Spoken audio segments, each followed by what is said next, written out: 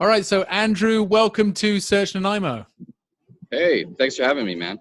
Good. Yeah, I'm glad you could join us. You're obviously sat outside. It was a beautiful Friday afternoon. You've got a beer close by as well, right? Absolutely. There you go. Look It at wouldn't that. be a freaking Friday without beer, man. I feel left out. I'm gonna have to go and crack one open after this and get involved. Anytime. Yeah. So, you guys, how long have you been open for now? We opened on Halloween of 2019, so about 6 months ago, maybe around 7 months ago. Yeah. So not very long. We were pretty new to the game, but the reception was great, and but it's been a pretty tumultuous last month or two. So yeah. And am I right in thinking you were a home brewer, or you were home brewers before you started professionally? Yes, yeah, I did home brewing. I bought a commercial system, but it was just a small 30-liter system. Right. I started talking to some of the staff at some of the breweries in Port Moody. I used to live in Port Moody before moving back to Nanaimo.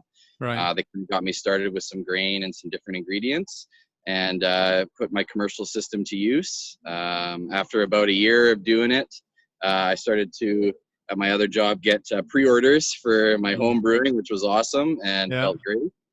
So I decided to kind of slowly scale up, and now we're at the point where we've got 5 big tanks here in Nanaimo. So it's a bit of a going small to big story. So that's fun. So just I'll tell you a bit of my beer history. So I started when I lived in Ontario. I kind of got into the rabbit hole, I'll call it, for beer making, and I started out making the Cooper's kits in a can, and then I started getting the beer in a bag thing, and then I joined this like grain sharing group on a Facebook group, and we would buy massive amounts of grain, Marisota, all these different types of grain from some supplier, and you'd go and pick up like a full-size bag, and then I had to buy a grinder to grind it with.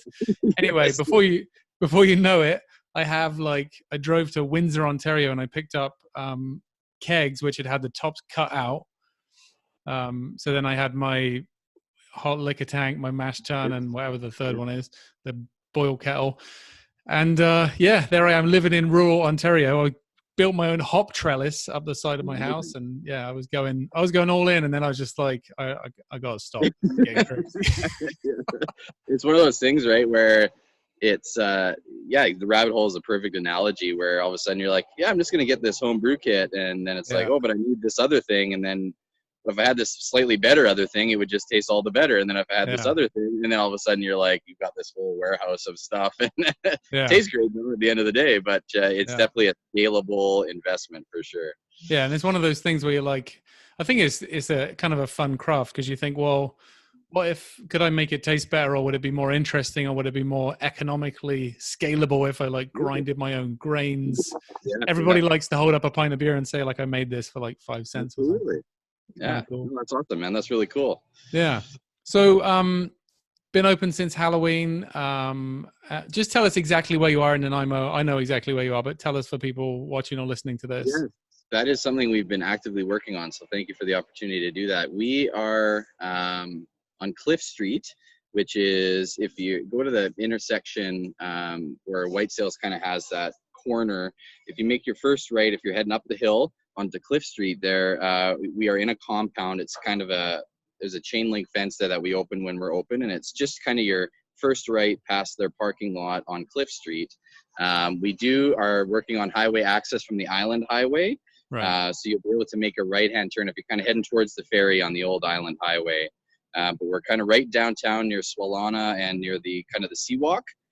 Just right across the street from there as well. So we do have a pylon sign up that we put up, of course, right before we had to close. So that should help as well. So when you're at the main intersection there, we do have quite a big sign that should kind of point right down directly to where we are. But that is something that we've had challenges with finding our location. So we're working on it for summertime, getting more additional signage. But we do share a compound with a couple other the auto industry. So if you're familiar with Top Light or Apple Auto Glass, we do share a compound with them. That helps people as well. Yeah. I remember when somebody first said, there's a new brewery in town, it's open. I was like, where? Like, I haven't seen it. And then I drove, and then I couldn't not see it once I knew where it was. Every time I drove past, I was like, oh, there they are. down there. Yes, yeah, it's one of those things that we knew we had to get additional signage, but with city permits and everything, it's one of those things that just is slightly delayed. So we Yeah. do have it now, and we do have had some great feedback saying like, "Oh, now I know exactly where you are." So that should help people when they're It's trying the to find secret brewery. Only like really cool, connected people were allowed to know where it the is. underground society. Yes. I went to this cool place in Vegas, and it was like this old school barbershop thing. And you're in a barbershop, and then you go to the guy at the back of the room, and say a secret word. He lets you in a door, opens another door, and then it's like a nightclub. So that maybe you go for that kind of theme. That's cool. Yes, we could. Yeah, but I do want more people to come, so we might. Yeah, you don't want it to be that much of a secret. That's right. Yeah, and so do you do any food there, or is it some snacks, or what have you got going on? Yeah, That was just strictly beer. Yeah, we right now we do have kind of the standard, bison like kind of jerky sticks and the sausage links and stuff like that. However, we were in the process of putting in a food component to the business. It got kind of stonewalled with everything that's happening right now. It is kind of still on our books, but it's going to probably be delayed a little bit. Yeah. We do have some really great partners with some food trucks that like to come in and set up when we're open. We've had a couple local food trucks come in. We're working on agreements with that to get that more on the regular. Yeah. But it'll probably, depending on what this all looks like when we open, they have some different regulations as well. So all of it is still kind of pending at the moment. Yeah, right. But at our shop, we do have some non-alcoholic beverages. We do have some ciders. And we do have a variety of kind of simple food options, but no like kind of hot, warm kind of dinner food. It's more just with your beer. That's all you need. A couple of bits of beef jerky and lots of beer. You'll be fine. I like it, absolutely. Yes. And all of our meat is sourced locally from Island Meat Craft, which is awesome to support some other local businesses as well. So we do try to keep a lot of it kind of as close to Nanaimo as we can. So we definitely enjoy their products, and they've definitely been very popular for sure. Yeah, nice. So for the beer purists watching, or for people who are interested in beer specifically, what would you say makes you guys special and unique about the types of beer you make and how you make them? Yeah, so we have a different kind of brewing system. So for those that have come in and done tours, I definitely like to kind of showcase them. They're through Brewha Equipment out of Victoria. So a guy, an engineer there, designed and created this system. It's actually really unique. It's similar to a unit tank, however, you can boil, mash, and ferment and condition carbonate all in a single tank. Oh, wow. It's a relatively new technology, and we've found absolutely great results from it. The beer stays all in one tank, and we just treat it in there. So we don't have to transfer the beer. We don't have to move the beer. We don't have to condition in different locations. And it definitely has a benefit of freshness and kind of overall body that just is slightly different from the traditional system. There's absolutely nothing wrong with the traditional system. It's just a different style of kind of treating your beer. So we've definitely enjoyed that. It's a smaller footprint. We are able to get more tanks, but also compete in volume. So they're all we have five barrel systems. So it allows us to also have a variation in beer styles kind of going different at every time. So we're not committed to one beer style for a large amount.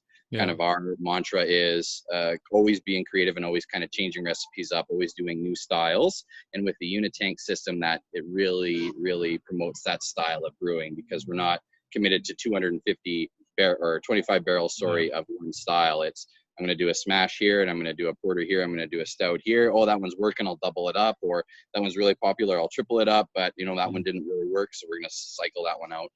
It definitely has a lot of creative ability for a style without being committed to kind of long term of that necessarily. Yeah. Which is a win-win, right? It makes it more interesting for your customers, makes it more interesting for you making it, because you don't have to just crank out. I always think of like, if you work at the Coors Light factory, it probably gets boring after a while because it's just the same. Yes, yeah, no, and the some other cool stuff is we pretty much the system really promotes everything by hand. So I stir by hand, we mill by kind of everything is very manual. So I pour the grain in myself, I stir it. Nothing is as automated. It's still a very hands-on experience. So it comes as one complete system, but the components transfer to every different fermenter vessel. So every time you make a new batch, it's the same thing starting from scratch. You put your mash colander in, hand pour the grain in, hand stir it, then you transfer that out, clean it. And it's a very hands-on experience, which allows for a lot more control over it. And it's a lot more labor intensive, but it's also a labor of love, because you know that everything is exactly how it should be, because you're watching every process kind of like in an open colander system, which is really cool. Yeah. So, Oh, that's yeah. great. Mm-hmm. So as it relates to recent times with COVID-19 and all that stuff going on, how have you adjusted what's still available to people now? I know you're doing delivery still, so maybe you could tell us a bit about that.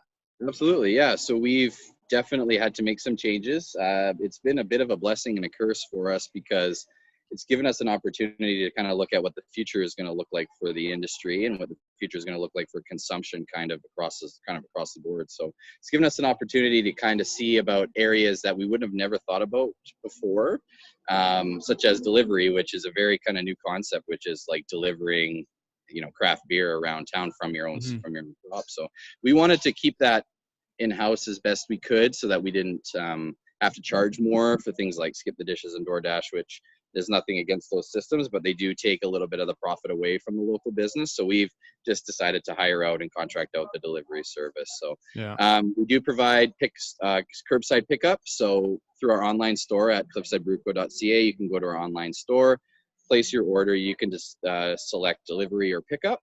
Right now we're open Thursday, Fridays, and Saturdays until 7 p.m.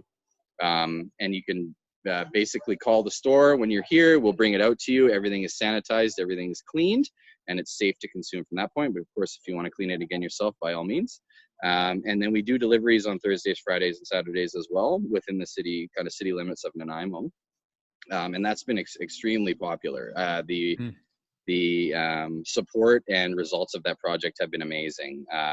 We keep ordering cans thinking like, oh yeah, we've got ahead of the curve, and then we're like, oh, better call them, we need some more cans. So these guys are like, why don't you just do a bigger order? We're like, well, you know, I think we caught up, and oh no, we need to do a bigger order. So, you know, it's been a very, very, very interesting time, but I've really felt that the community has really banded together and supported local, which has been fantastic. So yeah, that's great. And I always think, like, if anybody knows how to keep stuff clean and sanitary, it's breweries, because if you don't, then you end up with a sour beer or something going sideways. Absolutely. Right? So.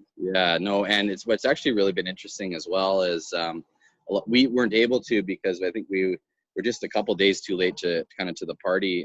We were looking at creating hand sanitizers for some frontline workers and essential workers, but unfortunately the company sold out of the equipment needed to make that, so we were a little late for that. The popularity for that has been great. But we did get some Phillips hand sanitizer, and some of the other breweries dropped off some of their stuff, and so yeah, you know, keeping it within the craft beer industry as far as sanitation goes is also really cool. Yeah, that's great. Yeah. So a question I always like to ask on the show is, outside of making beer, what do you like to do for fun? What are your passions? Yes, I used to be a huge soccer guy myself. I unfortunately did my Achilles in not too long ago, so that put a career-ending ouch to that. But I'm an avid soccer guy. We also enjoy, actually, oddly enough, well, not oddly enough, but kind of keeping it in the industry, is I'm a total beer guy myself. We've toured all over the world doing local craft breweries as small as, you know, just a single side window in Asia, and through to the big beer systems throughout Europe and stuff like that. So me and my wife are total beer kind of people, and so that's wherever we go, we always try to check out local shops and local restaurants and local breweries ourselves. So that's definitely part of our entertainment scene, which we really enjoyed. We like to keep things. I'm really excited about what Nanaimo is actually offering. I moved away from it for a while, but being able to kind of tour around some of the new restaurants and some of the new designers and industries in town here is something that is left to be explored, in the island as well. So I really, really enjoy where local is taking Vancouver Island. So just exploring different parts of the island and local stuff is also a big part of my life. So it's definitely what we enjoy to do. Yeah, no, that's great. And yeah, definitely. I kind of went through a phase where every city I visited, whether it be in the United States or Europe or wherever, I'd always be like, what's the best craft brew pub there, or breweries? And then going back to England, where I grew up, I kind of didn't really think England was that cool when I lived there. And then going back after getting into beer, I was like, oh, they're like amazing at it. And they do all these little the hand pump beers with like the sparklers, as they call them, or whatever, for carbonation. It's very cool. No, it's very cool, and that's one place I would like to go back and take an opportunity to learn from some of the masters of the craft there, and the very traditional English brewing styles. And one of my really close friends was a cellar hand, and then was an assistant brewer in his hometown in England as well, and just kind of getting on his ear every now and then, talking about what that was like. It's definitely a very different experience, and I would love to learn a lot more about that if I get the chance. It's very interesting. Yeah. Yeah, I think one of my favorite things about going back there was they had like beers with like tons of flavor, but they were only like 3.5% alcohol. So you could have like, a good 4 or 5 pints and not be stumbling down the road, which is good. Awesome. Yeah, that's really cool. Yeah, his always wisecrack was, I love Canadian and American beer, except it's too cold and too carbonated. So true enough. Yeah, that's right. Yeah, that was always a really funny thing. I'm like, that's pretty much all of our beer, but hey, you like what you like. So yeah, exactly.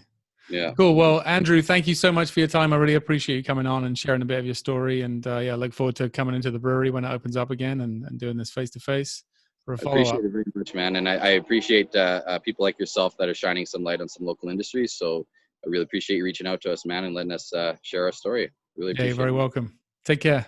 Thank you.